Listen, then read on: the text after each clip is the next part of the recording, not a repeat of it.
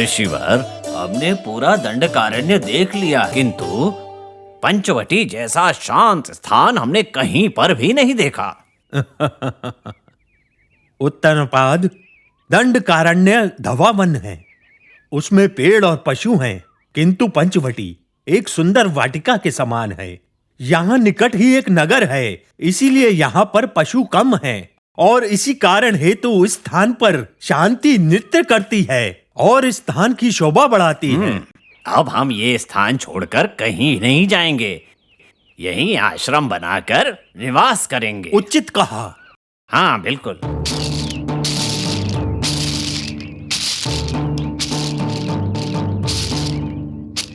मित्र, इस स्थान पर हमें कोई ऋषि मुनि दिखाई नहीं पड़ रहे हैं।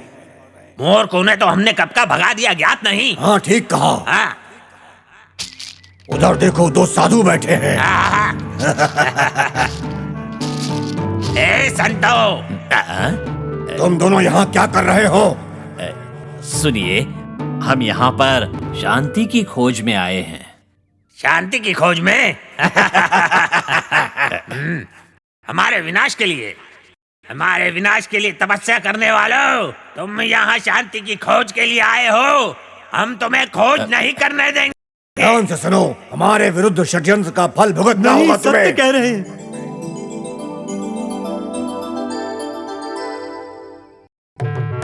भ्राता, इन्हें शांति चाहिए। मूर्खों, दे देते हैं इनको शांति। ऐसा मत करो, हमेशा हम के लिए प्रभु का शांति। स्मरण करने आए हैं। सत्य कहा। हमें स्मरण करने दीजिए। शांति चाहिए ना? कुछ और नहीं करना। हाँ, हम देंगे तुम्हें शांति। क्या कर रहे हो? ऐसा क्यों कर रहे हैं? तपस्या करोगे हमारे विनाश के लिए? नहीं नहीं, हम यहाँ से विनाश के लिए विनाश तपस्या कर नहीं देंगे, करोगे। कर देंगे तुम्हारा विनाश। यहाँ से चले जाते हैं। बच्चे कहाँ जाओगे? रुकिए मुनिवर, देवी, मैं आपकी रक्षा करूंगी। लड़की, कौन है तू? ये हमारे शत्रुओं की रक्षा करेगी। कन्या, कौन हो तुम? इतना दुस्साहस? मैं कौन हूँ और कितनी धैर्य से आपके साथ वार्तालाप कर रही हूँ, ये आपको शीघ्र ही पता चल जाएगा। इन दोनों ऋषियों के कार्य को बाधित क्यों कर रहे हो? नहीं जाएंगे, क्या करोगी? देखना चाहते हो?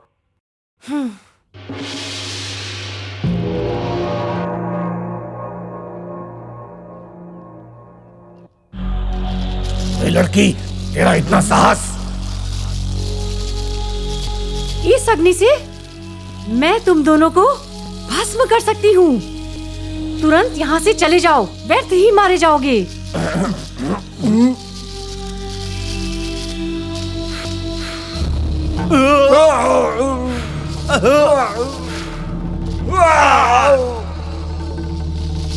बस कीजिए, आप हमें क्षमा कर दीजिए। हाँ, हमें क्षमा कर दीजिए। केवल कहो मत, तुरंत यहाँ से चलते बनो। चलो भ्राता, चलो यहाँ चलो यहाँ से। चलो। चलो।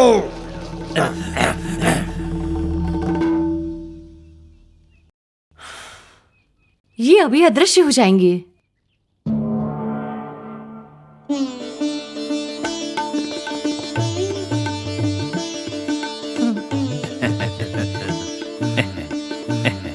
राजकुमारी, ये सब क्या है?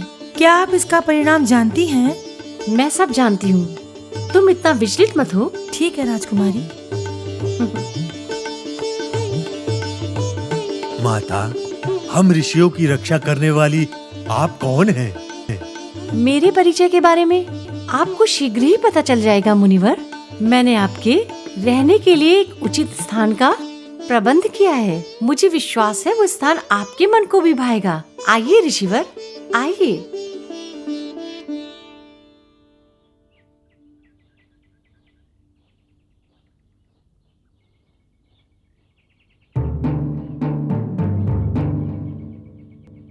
हम तो महाराज खरदूषण की आज्ञा के अनुसार मुनियों को इस वन से भगा रहे हैं, किंतु एक लड़की हमें ही भगा रही है। पता नहीं कौन है वो लड़की। तुम बिल्कुल सत्य कह रहे हो, हमें सावधानी बरतनी होगी, नहीं तो हमारे जीवन के ऊपर अपार संकट आ सकता है। देखो, यहाँ पर कुछ और तपस्वी हैं और तपस्या भी आरंभ कर दी है। इन्हें यहाँ से भगाना ही होगा, यही महाराज का आदेश है। तुम सत्य कह रहे हो, हमें अपना कर्तव्य पूरा करना होगा। इन असुरों के शत्रुओं को यहाँ से भगाना होगा हमें। हाँ, वो लड़की भी यहाँ नहीं है।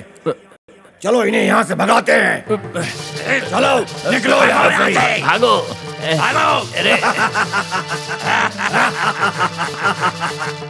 ठहर जाइए मुनिवर। अरे ये तो वही वो मायावी कन्या है, चलो यहाँ से भागो। हाँ चलो।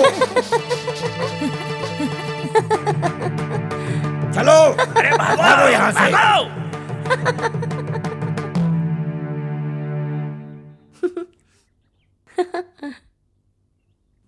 मुनिवर, इन मूर्ख राक्षसों को सम्मान करना नहीं आता, ना ही किसी का आदर है। मूर्ख हैं ये सारे असुर।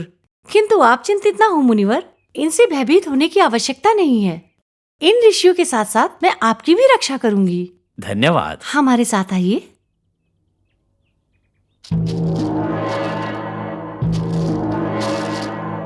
हम तो महाराज रावण की आज्ञा के अनुसार मुनियों को यहाँ से भगा रहे हैं, किंतु सुना है कि यहाँ कोई नारी महाराज रावण के विरुद्ध ऋषियों और मुनियों की रक्षा कर रही है। ऐसी कन्या को तो दंड देना होगा। आज हम उस कन्या को ढूंढ के ही रहेंगे। ये जानना आवश्यक है कि वो कौन है जो राजा लंकेश्वर के आदेश को ना मान के हमें अपमानित कर रही है। अर्थात उसे असुरों का भय नहीं है, ये बात तो निश्चित है। इस पूरे क्षेत्र पर हमारा अधिकार है, ये सभी को ज्ञात है। यदि किसी ने भी जनस्थान, पंचवटी, दंडकारण्य इन पर दृष्टि उठाकर भी देखा तो उसे हमारा सामना करना होगा। यही हमारा लक्ष्य है। भैया, हमारे महाराज रावण, कुंभकर्ण, विभीषण, बहन शूर्पणखा, ये तीनों के तीनों एक माता की संतानें हैं, किंतु भ्राता रावण सबसे ज्येष्ठ हैं। इसीलिए रावण ने राज्य करने के लिए मात्र लंका को ही अपने पास रखा है, बाकी सब अपने भाइयों को दे दिया है। हम भी तो उनके भ्राता हैं। बिल्कुल सही कहा त्रिशट। ये तो तुम भली भांति जानते हो। कुबेर, कुंभकर्ण और हम तीनों भाई बहन शूर्पणखा और सभी राक्षसों के एक ही पिता हैं, मुनि विश्वेश्वर। किंतु माताएं सबकी अलग अलग हैं। हाँ, हम सभी में भ्राताश्री सबसे ज्येष्ठ हैं। कुबेर ने अपने लिए बनाई लंका नगरी को अपनी छोटी माँ कैकशी के पुत्र रावण को दिया। उसके पश्चात कैलाश के समीप एक सुंदर नगरी बनाकर वहीं रहने लगे। देखा जाए तो उन्होंने हम सभी को उपहार दिए हैं। इतने सुंदर प्रदेशों के रूप में हम सभी भ्राता पराक्रमी हैं और सौभाग्यशाली हैं। उसी प्रकार रावण ने अपनी छोटी मां पुष्योत के पुत्र यानी कि आप खर को राधे के पुत्र यानी हम दोनों को खुशी से रहने के लिए अलग अलग ये 3 प्रदेश दिए हैं। हम तीनों में सबसे ज्येष्ठ भ्राता खर हैं, इसीलिए तीनों प्रदेशों पर भ्राता खर का राज है। हम भ्राता के बहुत प्रिय हैं, इसलिए उन्होंने हमें कदापि हमारे अधिकारों से वंचित नहीं किया है। हमें गर्व है कि वो हमारे ज्येष्ठ भ्राता हैं। महाराज, महाराज, क्या हुआ वीर सैनिकों? तुम दोनों इतने घबराए हुए क्यों हो? बात क्या है, बताओ मुझे। हमारे इस वन में 2 वीर कन्याएं आ गई हैं महाराज। उनमें से एक मुनियों की रक्षा कर रही है महाराज। ये वन असुर कुल के पुत्र खर का है। क्या ये बात जानकर भी वो कन्या मुनियों को बचा रही है? क्या कहा तुम लोगों ने? कहीं से आकर एक राजकन्या उन तपस्वियों की रक्षा कर रही है। असुरों का विरोध करने की शक्ति है उसमें। वो एक मायावी है। चुप रहो। एक कन्या से डरकर तुम दोनों भाग आए हो यहाँ पर। बताओ मुझे, कहाँ है वो कन्या? एक ही क्षण में उसे मसल कर भूलोक से यमलोक में भेज दूंगा। चलो मेरे साथ।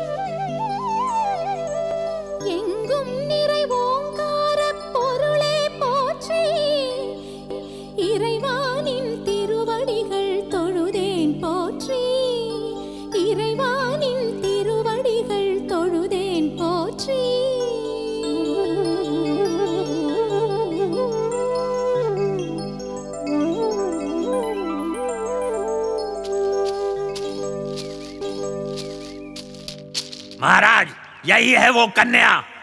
जी हाँ महाराज, यही वो कन्या है जो इन मुनियों की रक्षा कर रही है। ए कन्या, बहुत हो गई तुम्हारे भगवान की आराधना। शिव पूजा में विघ्न डालने वाले, तुम किसके भाई हो? क्या मुझसे पूछती है कि मेरा भाई कौन है? तेरा इतना साहस! तुम्हें ज्ञात है जो तुम्हारे समक्ष खड़े हैं वो यहाँ के राजा महाराज खर हैं। और हम दोनों इसके भाई हैं। मैं दूषण और ये त्रिशट। तो ये बात है, अयोग्य राजा के 3 मूर्ख और धूर्त भाई हमारे इस वन को अपने कर्मों से अपवित्र कर रहे हैं। मुझे तो तुम तीनों बुद्धिहीन प्रतीत होते हो। बस कर कन्या, तू जानती नहीं है तू किसका अपमान कर रही है।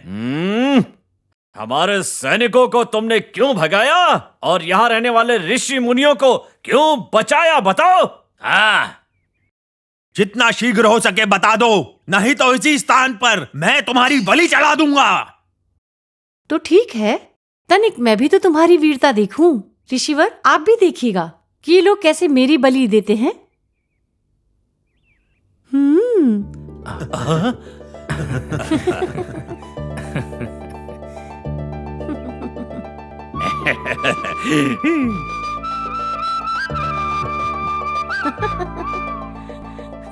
भ्राता, ये तो हमारी प्यारी बहन शूर्पणखा है। हाँ भ्राता, शूर्पणखा। ठीक है, ये बताओ लंका से कब आई, क्यों आई हो, और ये क्या भेष बना रखा है तुमने? भ्राता, मैंने भाई रावण से आज्ञा ली है कि मैं कुछ दिन इस वन में व्यतीत कर सकती हूँ और यहाँ का आनंद भी ले सकती हूँ, और भाई ने मुझे अनुमति दे भी दी। बहन, सीधा हमारे पास ना आकर तुम सीधा इस वन में आ गईं और इन मुनियों की रक्षा करने लगीं, ऐसा क्यों? क्या मैंने इन ऋषियों की रक्षा की? भ्राता, मैंने तो इन मुनियों के साथ परिहास किया था। अच्छा अच्छा प्रयास था, हम प्रसन्न हुए। अब बहन असली रूप में आओ। भ्राता, मैं तो आपसे ही मिलने आ रही थी, लेकिन आपके सैनिक इन्हें डराकर भगा रहे थे और मुझे इनकी रक्षा का नाटक करना पड़ा। कितने यत्न करने पड़े मुझे इन्हें यहाँ तक लाने के लिए। इन्हें ज्ञात नहीं था कि मैं भी असुर परिवार से हूँ। अब ये लोग आपके बंदी हैं। इन्हें बेड़ियों में बांधकर इच्छा अनुसार यातनाएं दीजिए और अपनी बहन को याद कीजिए। चलिए, अब मेरा नाटक समाप्त हुआ। कैसा था मेरा नाटक? आहा आहा, अति सुंदर था बहन। आखिर तुम हमारी बहन जो हो। तुमने ये परिहास करके बुद्धिमानी का प्रमाण पेश किया है। सुनो मेरे सैनिकों, हम अपनी बहन के साथ अभी महल की ओर प्रस्थान करने जा रहे हैं। तुम एक कार्य करो, इन ऋषियों को ले जाकर गुफा में बंद कर दो। जी महाराज, चलो मुनियों, आओ चलो हमारे साथ। चलो बहन, चलें। हाँ, चलो चलते हैं।